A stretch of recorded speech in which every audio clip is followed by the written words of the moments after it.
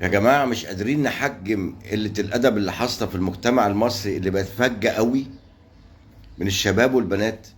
مش قادرين نحجم الدياسة اللي بقت حاصلة. مش قادرين نفوق من حصار المواقع والتواصل الاجتماعي اللي احنا فيه، فيسبوك وتويتر وانستجرام وتيك توك وحاجات مقرفة كتير.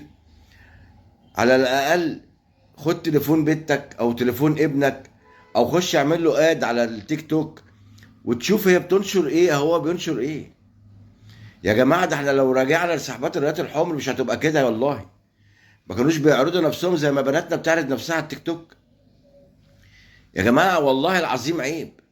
بلاش دين، يعني خليها رجوله، خليها اخلاق، خليها مبادئ، خليها اي حاجه. لو انت مش مقتنع ان في دين، لو انت مش مقتنع ان انت هتقف بين ايدين ربنا هيحاسبك في الاخر وهيسالك على اللي انت بتعمله، لو انت مش مقتنع ان ربنا سبحانه وتعالى هيسألك على اللي انت سبته في الدنيا من عمل سيء، وهيفضل سيئات جارية طول ما انت ميت، لانها مش هتقف.